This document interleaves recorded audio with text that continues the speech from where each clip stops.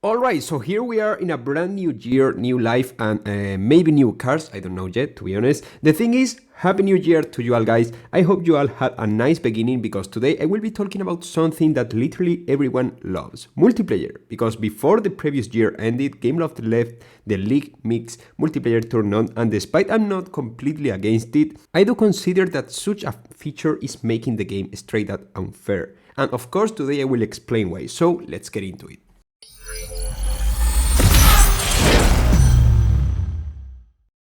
Multiplayer is probably one of the things where the vast majority of the Asphalt 9 players will spend time on throughout their total playtime. Doesn't matter if you are a whale with all the cars featured in MP1 Gold Max already, you will always have to play MP2 in order to get epic import parts for the new cars and so on. If we go back a couple of years ago, when the Clash wasn't even a thing, it's safe to say that everything on Asphalt 9 was focused around multiplayer. Because the cars considered less useful for multiplayer wouldn't even be worth to consider in order to invest on. And most people would mostly save up for a car that was good on multiplayer, either if it was on Classic, Slipestream or Ghost multiplayer. Obviously, the different kind of multiplayer modes also mean that you will need cars that either by their top speed or their agility will be kings or really good cars in time-limited events. So yeah, even up to this day, multiplayer is a key component of Asphalt 9, if it wasn't obvious already.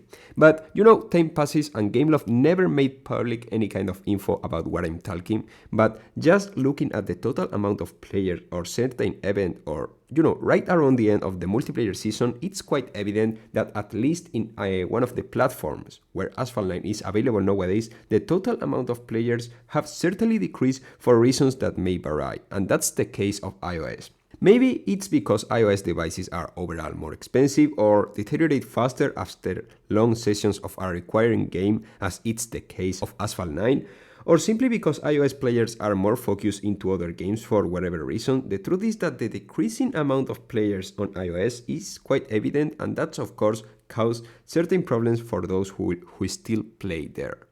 I used to play on iOS for a certain time, and I can say that since then, the effects of the shrinking player base have been easier to spot, specifically on multiplayer, because for example, it's harder to find a lobby once you reach Legends League, depending on which hours of the day you play at, and most of the time it's not common to see at all 8 players in a lobby in Legends League, and it's harder to reach higher points since less players per race means less point overall. I won't dig on the effects of diminishing player base caused on time limited events because I do think that's a topic on its own, but well, let's just say it's just, harder to get the percentage-based rewards, especially in some special events final stages. So I think at this point it's pretty clear which is the ongoing problem on Asphalt 9 iOS. So what was the solution, you may be guessing? Well, it's easy because it's this video main topic, mixing the matchmaking so Legends League players could match Platinum League players and thus everyone could get lobbies faster. Same goes with Platinum and Gold League players and so on all the way down to Amateur League. And don't get me wrong, back when I was on iOS, I did really think it was a great solution as it allowed Legends League players to actually have some fun over the 1 versus 1 races that used to be before that change. But then I realized how unnecessary and certainly unfair it was on Windows. Windows, for those who don't know, it's a platform that used to have a similar problem as iOS have nowadays, with the difference that on Windows,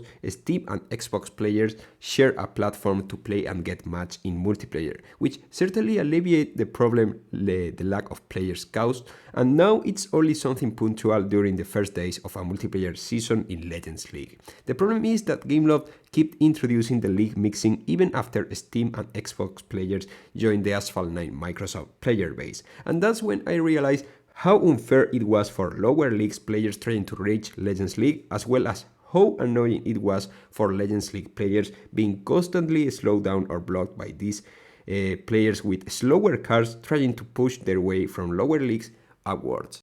And I know, it was actually unfair back on iOS from a newcomer's perspective, but I don't know, man. On iOS, it was something necessary to make the game playable at least. On Windows, there are enough players, so I do really think that's the point where a measure developed to help turns out to start being annoying for both the lower leagues and the Legends League players. Of course, I know it's not a massive inconvenience, but doesn't make the game as enjoyable on Windows. Also, funny enough, the system is quite predictable since I usually got one lobby with only Legends League players, and right at the next race, a lobby mostly composed of Platinum League players and sometimes even a couple Golden League players. You can try to wait a couple of minutes between races to either get only low player lobbies or mostly Legend player lobbies, but ultimately depends on the time of the day you play at. Look guys, I can't blame Gameloft for trying to make the game more enjoyable when there are, not a ton of players in a certain platforms as it's happening on iOS nowadays, but I do think that in a platform where there are more players, as it's the case with Windows,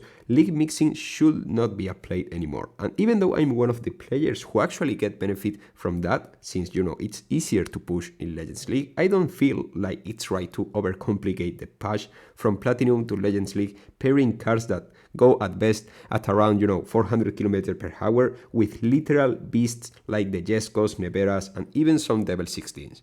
And well, as we could see on my previous video, this scenario could be easily avoided with crossplay since there will be basically no problems trying to find lobbies, as everyone could match everyone in Legends League, but as we could see on my previous video as well, crossplay is not expected to drop at least until the second half of this year, so until then, I guess we will have to get used to either face league mixing from time to time or just, playing the old way because at the end, it's all on Gameloft's hands. Regarding the crossplay, the next update, Gameloft ID is supposed to drop on Windows and Steam, and based on that first step, we will be able to see how far are we from eventually getting the Gameloft ID fully implemented along, a potential crossplay release. Hopefully Gameloft will fix this in Windows, since I don't think league mixing is bad at all on iOS, but one way or another, now it's your turn guys. What do you think about the league mixing? Do you think it should be eliminated? As always, let me know your thoughts in the comments, make sure to drop that epic like and subscribe to not miss anything about Asphalt 9, and I will see you really soon as usual with much more Asphalt 9 content. Goodbye guys. One last thing. I guess that some of you guys may be curious about how those Devil 16 perform in classic multiplayer, and I must admit that it's better than I expected at first, because once you get ahead of the clutch, it's easy, of course. As you can see in the right track, it literally takes one single shockwave to win a race. But now for real, I will see you really soon. Goodbye guys.